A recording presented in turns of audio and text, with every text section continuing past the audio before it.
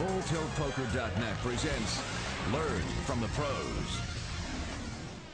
I am Chris Rose, and look, I got to admit, this is my favorite part of the show. This is where four other pros that swear they're better than Howard Lederer join us for a little roundtable discussion. Sorry, Chief, that's what they told me to say. That's okay. First of all, I want to welcome Jennifer Harmon, who has won 2 World Series of Poker bracelets. How are you, Jennifer? I'm good. How are you? Doing great, thank you. Phil Ivey, 5 bracelets to his name, including 3 back in 2002. No jersey. What's going on, pal? Had to change up today. Okay, you look good. You look good. Thank you. As does Chris Ferguson, who won it all back in 2000. How are you, sir? I'm doing fine. How are you? Good. And Lane Flack, 5 bracelets to his name, but you told me earlier it should be 7. Somebody stole a couple from you this year?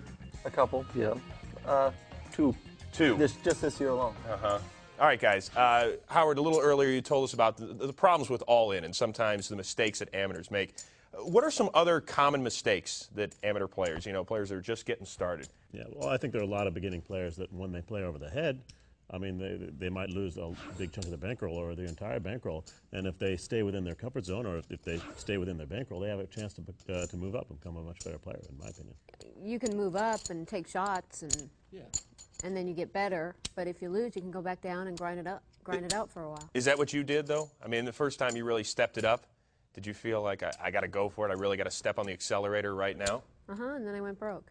Yeah, but who's gonna say no to her if she has to borrow?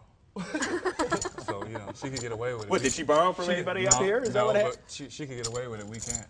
Huh. Yeah. Well, also one thing, I think tournaments are a great way where you can push your comfort zone without pushing your bankroll. So basically you can pick a buy-in that is well within your bankroll, but the idea of a tournament is the stakes keep going up. Eventually you're going to get to a stake level and a situation like if it's a final table of like a $300 tournament, you've never been there before, you will be getting out of your comfort zone and be getting better, but at the same time, if you lose, you only lost that $300 buy-in. I also think tournaments are a great way to learn because your opponents are playing a lot tougher in tournaments. They're really trying hard. Sometimes in the lower limit games especially, your opponents are just there to have fun, so they're not really playing the best poker out there. But in tournaments, everyone takes it seriously, so everyone's really trying hard. I would agree with you in one way, but I also think that tournaments are where people are trying to play their best.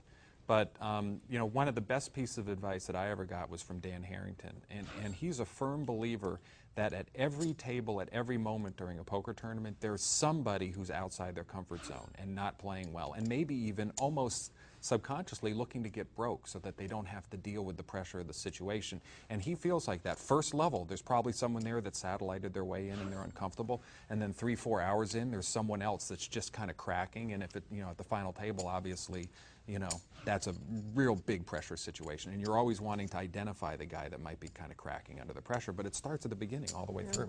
There is a lot of pressure in tournaments, and the higher you go up, the more pressure you're going to feel. But you can use that to your advantage later, because once you've felt that pressure, then you're going to get better and better, and then hopefully...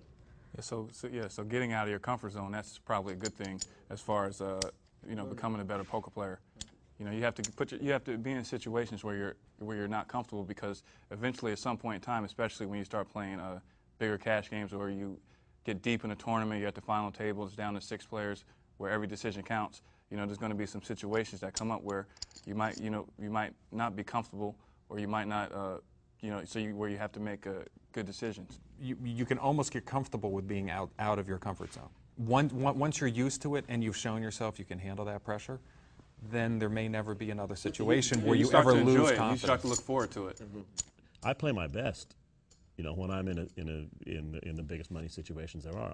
I learn more playing at a final table of the World Series than I do anywhere else. That's where I actually improve my game. Weren't you intimidated at some point in your career? You sit down at a table, you see a Doyle Brunson, you see a Johnny Chan for the first time. How can you not feel like you're out of your comfort zone for a second? Believe it or not, when you step up to that limit, there's more eyes on you than your eyes are on them. You had to build your way up there, so you're the hot shot building your way up. They're actually more intimidated by you making your way up there. They've never seen you play. You've got to see them play. Wait a second. So you're telling me that far. You wouldn't go that far? Not intimidated, but anytime anybody comes to the big game, they embrace you. Well, yeah, I agree with that. I just mean you've watched them play for years and years and years. That's true. Yeah, they have to learn. They have And to figure out. How to they don't play. know anything about your play. Yeah. I would say the first time I played with Doyle, I couldn't even speak. I couldn't even get the words out. And I think that day I had more decisions to make in a poker game than I had in some of the smaller games ever. And I think, you know, having that encounter, I really learned a lot and was able to, you know. The pressure was on every decision. Well, yeah, and you start questioning yourself. You encounter a situation that you've encountered over and over again, and all of a sudden, while you're in the big game and you're playing against the best players in the world, and you start to question yourself, and that's healthy.